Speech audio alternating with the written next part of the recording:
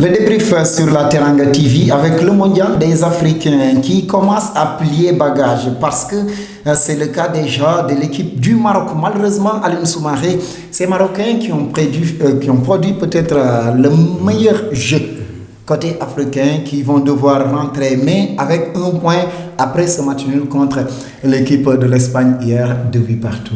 Effectivement, mon cher Jacques, le Maroc a produit certainement le meilleur football parmi les 5 représentants, mais malheureusement, ça n'a pas suffi. Mais au moins, ils auront le sentiment d'avoir quand même tenu tête à une équipe espagnole qui est très redoutée de partout par le monde.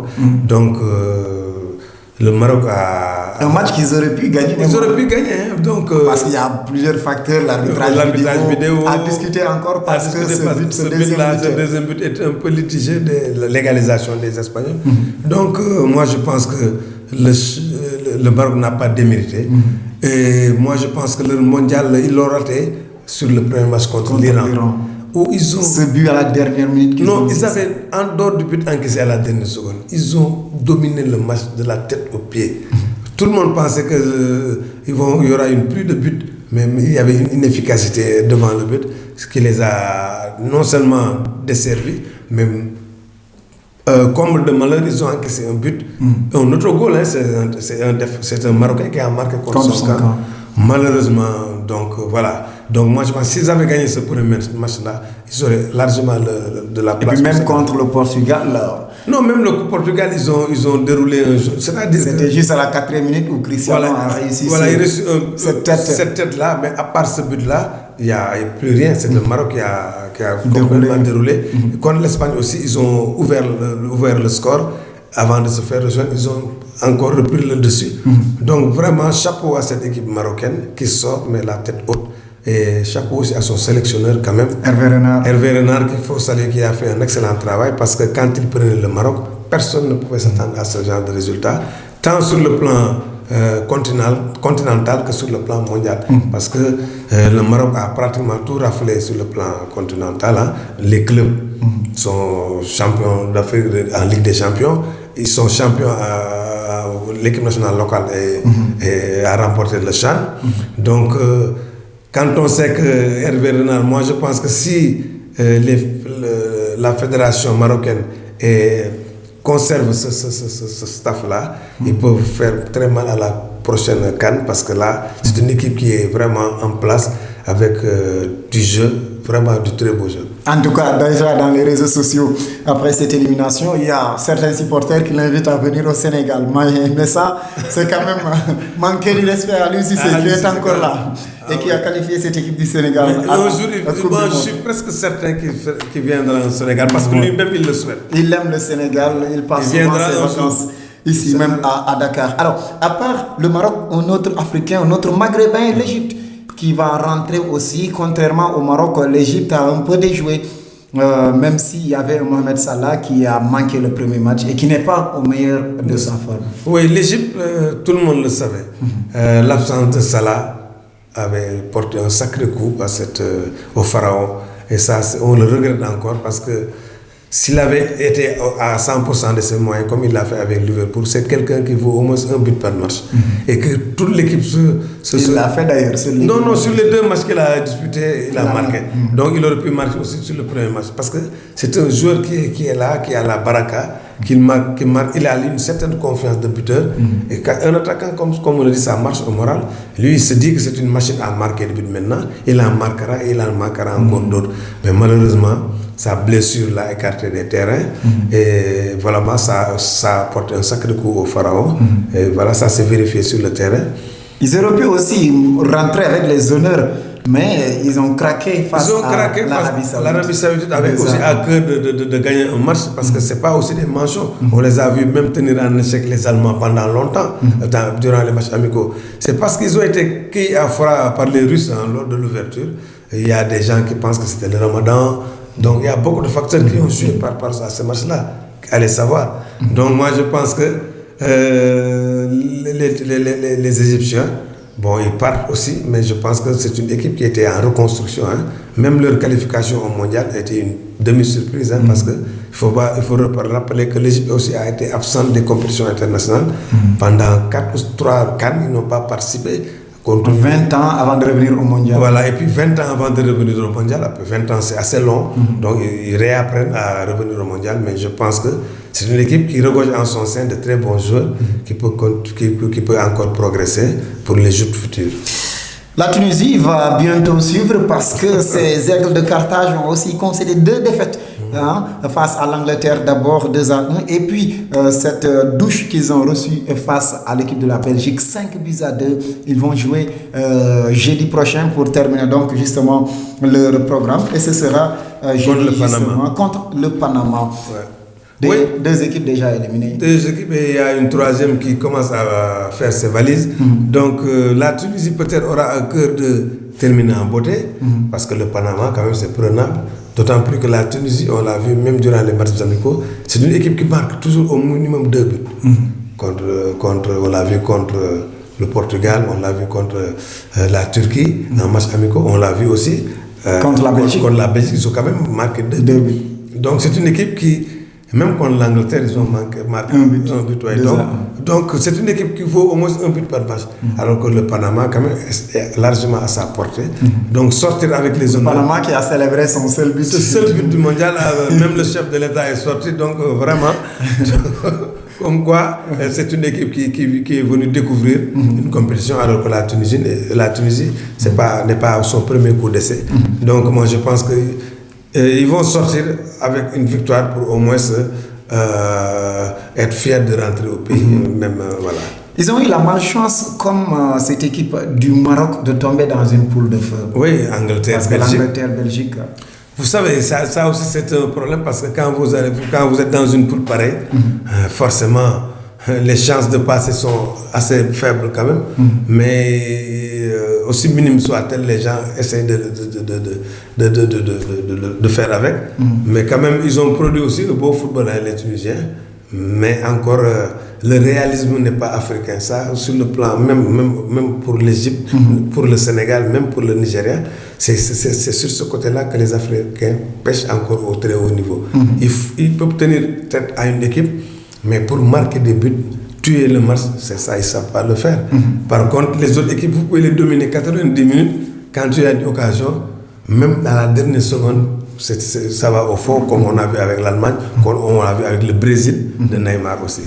Comme on l'a vu avec la France aussi lors du match. Effectivement. En tout cas, malheureusement, nous ne pourrons pas aborder le match Nigeria-Argentine, parce que ce sera tout à l'heure au moment même nous enregistrons cette émission. Nous aurons le temps d'y revenir. Mais déjà, les grands qui ont du mal à se qualifier, parce que c'était le cas avec l'Espagne qui a dû quand même cravacher dur contre le Maroc, chercher l'égalisation. Le Portugal aussi tenu en échec avec un Cristiano Ronaldo qui commence à dégringoler parce qu'il a raté un penalty, parce qu'il n'a pas marqué tout un match, parce qu'il a écopé d'un carton jaune qui aurait pu être un rouge. Oui, et puis parce qu'encore, il faut le rajouter, il est devancé par Harry Kane, et même à égalité avec Lukaku. Donc lui, il n'aime pas ça. Lui, il aime toujours être premier. Donc ça doit un peu cocher dans ça. Mais bon, on le sait, c'est un grand compétiteur, c'est un grand professionnel. Donc, mais il aura fort à faire avec une défense uruguayenne très intraitable, avec un Diogo Godin, Jiménez, tous ces jeunes-là qui peuvent quand même... Avec une bonne attaque aussi. Parce que quand vous avez deux canonniers de la trempe de Cavani et de Suarez, quand même vous pouvez voir venir, quoi. Le 8e de finale, donc, déjà, c'est des affiches connues. Ce sera Uruguay contre Portugal, et puis Russie contre cette équipe de l'Espagne. Attention aussi à l'Espagne, parce que c'est le pays hôte. C'est le pays hôte, mais la Russie me semble très friable aussi, parce qu'ils ont quand même encaissé 3 buts contre l'Uruguay à domicile. Pour un pays organisateur, ça fait un peu désordre. Je pense que là, ils sont revenus sur terre, parce que quand même ils avaient gagné les 2 premiers matchs, mais c'était pas avec des équipes de haute facture. Mais quand elle va jouer avec l'Espagne, d'abord ils seront certainement privés de ballon, ça va les agacer, ça va les énerver, et que l'Espagne quand même, dans des grands moments, peut se surpasser. Peut se surpasser quand même. On a vu hier un Andrés Iniesta au sommet de son art qui a joué 90 minutes alors que assez rare quand même. Il est âgé, donc il peut le faire. Là, alors, d'autres grands, c'est le cas de la France qui a tourné même son effectif parce que déjà qualifié face au Danemark. La France quand même qui jouera les huitièmes de finale. C'était logique, c'était attendu, mais est-ce que cette équipe de France vous a rassuré durant cette phase de poule? Pas tellement rassuré, mais c'est une équipe qui ne perd pas aussi. Donc voilà, elle donne l'impression de dormir dans un match, d'être copieusement dominé, mais à la fin, il y a toujours un but qui vient d'ailleurs, la venue d'ailleurs, comme on l'a vu durant les 2 premiers matchs. Mais attention, parce que cette période de grâce peut rapidement disparaître, parce qu'avec les huitièmes de finale, c'est des matchs à couper, c'est-à-dire c'est des matchs à résultats immédiats. Donc voilà, c'est celui qui en veut le plus risque de se sortir de ce genre de situation. L'un des grandissimes favoris, c'est l'Allemagne qui, heureusement pour ces joueurs de la Mannschaft, se sont rebiffés pour battre la Suède 2-1 après avoir perdu contre le Mexique. Ils doivent jouer donc leur dernier match de poule mercredi contre la Corée du Sud. Une victoire contre la Corée du Sud. Oui, c'est envisageable, hein, parce que la Corée du Sud, quand même, n'a pas montré ce que le Japon a montré. Donc, ils sont vaillants, certes, ils ont de très bons joueurs, mais c'est une équipe très prenable parce que la Mannschaft commence à se réveiller parce qu'ils ont eu 2 avertissements comme on dit, avertissement sans frais, on a l'habitude de dire. D'abord, le premier match, ils ont perdu, ils se sont ressaisis durant le deuxième match, mais très difficilement. Mais on connaît le mental, on connaît la qualité des joueurs de la Mannschaft. Donc, il faut s'attendre à une autre équipe d'Allemagne, parce que j'ai vu l'eau a lancé dans ce mondial-là un jeune joueur comme Brandt qui m'a beaucoup impressionné. C'est le jeune joueur blond là, il s'appelle Brandt. Mais chaque fois qu'il est rentré, il a changé complètement. D'ailleurs, il a été sélectionné au profit de Leroy Sané, ce qui veut dire qu'il n'est pas mal. Il n'est pas mal du tout. En tout cas, au même moment de Corée du Sud, Allemagne, on aura Suisse, Suède, Mexique, Suède, Suisse. Ce sera mercredi à partir de 14h toujours. Parmi les grands, le Brésil qui a souffert, énormément souffert, avant justement de décrocher cette victoire première dans cette Coupe du Monde. C'était donc la dernière contre l'équipe du Costa Rica 2-0. Il a fallu attendre les prolongations, le temps additionnel, disons 6 minutes, pour voir les Brésiliens s'en sortir vraiment 2-0. Neymar en larmes, cela prouve que c'était non seulement dur, mais c'est une victoire qu'ils ont allé chercher jusqu'au bout. Effectivement, parce qu'il y a eu 6 minutes qui ont été fatales au Costa Rica, parce qu'ils ont tenu en échec le grand Brésil. Avec un bon gardien de but. Avec Keylor Navas, le gardien du Real de Madrid, donc, qui a été très bon, mais malheureusement, ils ont craqué durant les arrêts de jeu. Et vous l'avez dit, les larmes de Neymar contrastaient avec les larmes costaricaines, parce que ce n'est pas les mêmes larmes. Parce qu'en fait, Neymar, il a pleuré pour 2 raisons. D'abord, il relevait de blessures, il n'était même pas sûr de disputer le mondial. Il se trouve là, donc il se dit que c'est un plus déjà. Ensuite, le syndrome du Brésil 2014 a beaucoup rejailli dans sa tête, parce que lui, c'est durant ce mondial qu'il est sorti, qu'il a abandonné ses coéquipiers sur blessure, et le résultat a été catastrophique. Et là aussi, d'aucuns pensaient qu'il risque de se reblesser.